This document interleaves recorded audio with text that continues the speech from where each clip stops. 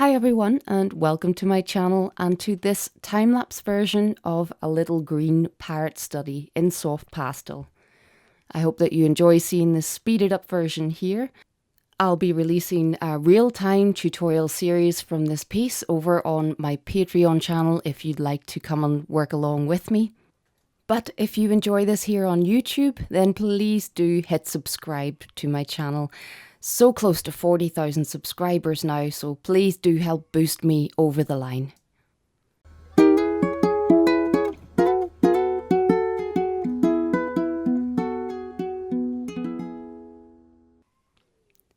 So this is a pretty small little study at 8.5 inches by 7 inches.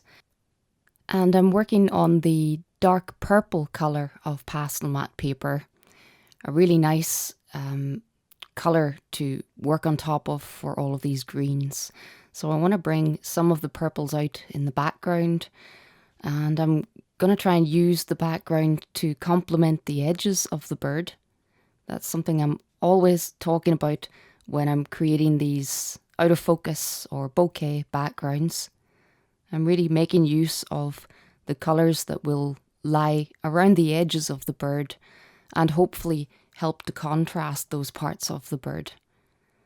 So quite a quick and simple little background. Making some areas lighter where we're going to have the shadow side of the bird. And then using some darker colours in the top left where we've got the brightest section on the bird. So each edge of the bird is being thought about at this stage as I'm choosing those background colours based on what's happening there on the bird itself. So I've got many tutorials all about backgrounds in my tutorials library.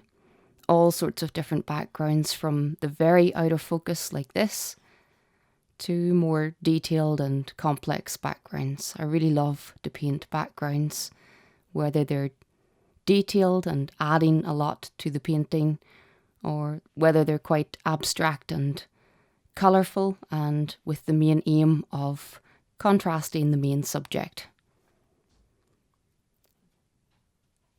So I just take a quick minute to strengthen some of my line sketch.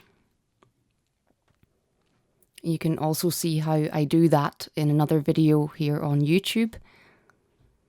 I tend to do my line sketches on a separate piece of paper and then transfer that onto the pastel paper so that I can start with quite a nice clean line to work from. So I've been painting lots of colourful birds recently, and I'm really enjoying getting the chance to use some of my most vibrant colours. In this case though, of course, the bird is predominantly green, but I was interested to see just how much other colour I could pull out of the photo reference in this. So bringing in some little touches of warmth around the beak.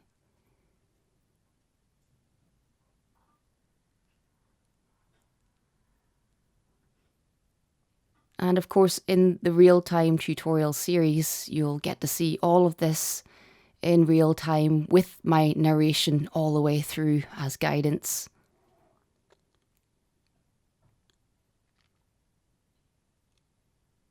So I'm using the purple colours in my palette along with some of the warm browns to map out the pattern or the edges of the feathers.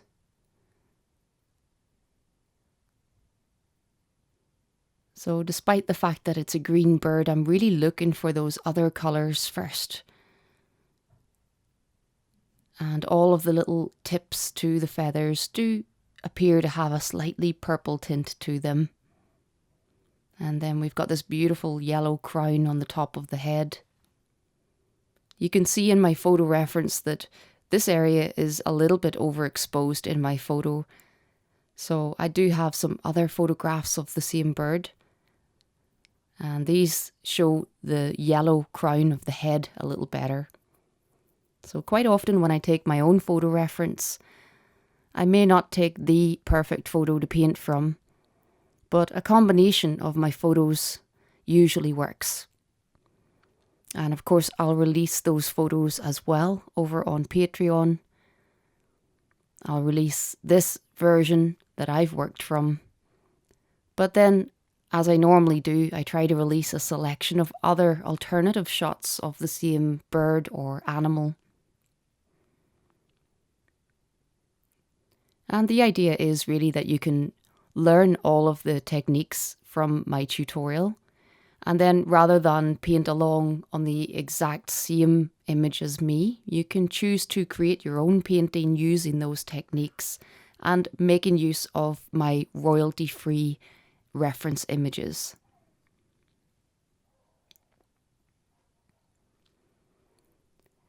So at this stage, I decided to just get a bit more of the bird blocked in, get some more of the vibrant green base colour on each feather.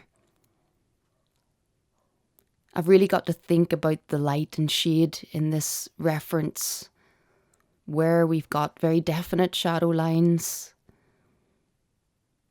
And it's really like having two different palettes of colour in a way, because I've got a selection of very dark colours that I will keep for just the darker shadow areas, and you can see some of those going in now.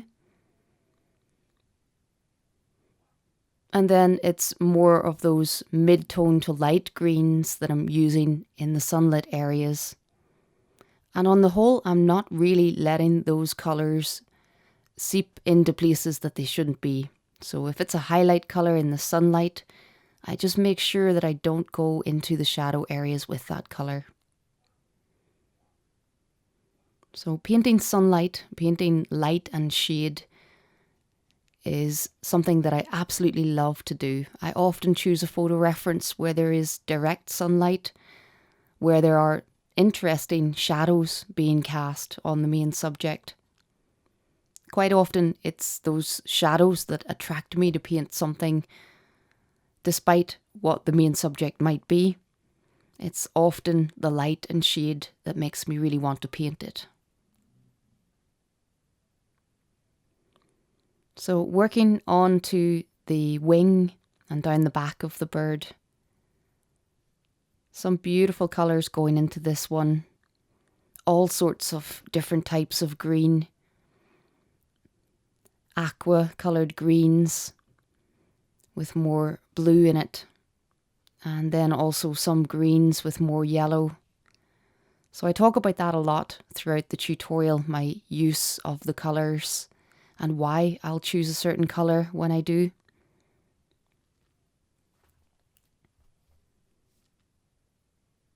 And of course you can see some pastel pencils popping up here and there. With birds and feathers, you could spend hours and hours getting each little detail exactly right. So you could take this bird from the point that I stop, and you could continue working with pastel pencils, making finer and finer details. But for me, my aim is to capture the light and shade, to create the overall texture of the feathers. And sometimes it doesn't really matter if I'm getting absolutely every feather in the right place. It's just trying to get the illusion of the texture of the feathers right.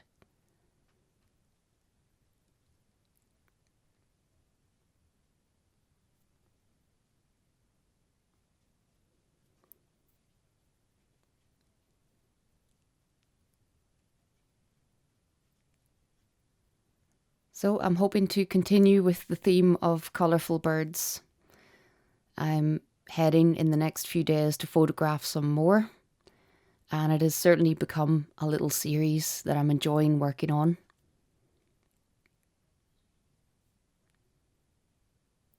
Don't forget to check out a couple of my other parrot studies here on YouTube. You can see the time lapses here on my channel. And again, those full tutorial series are available on my Patreon.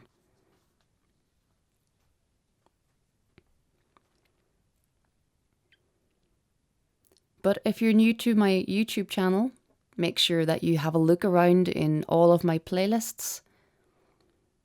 It's not always just time-lapse videos that I release here on YouTube. I've released several real-time, full-length tutorials here as well for those who can't join me on Patreon.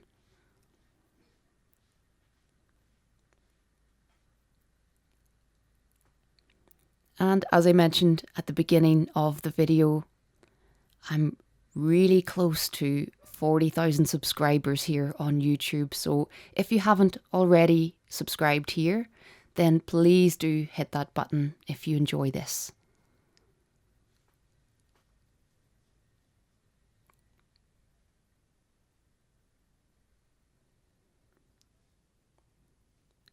So smaller marks now, just adding some bits of detail, tweaking the edges of all of these little feathers on the back of the wing here.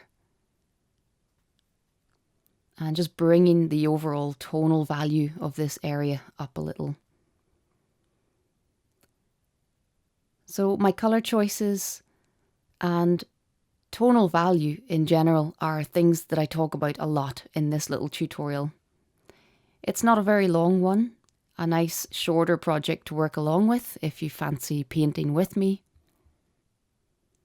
but packed full of lots of different tips and techniques for painting feathers.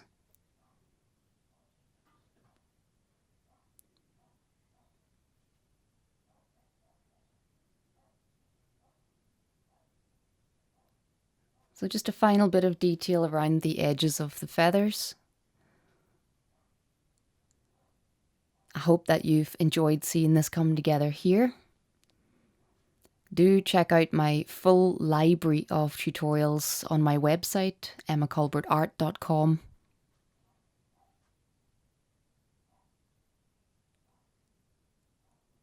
But thanks very much for watching.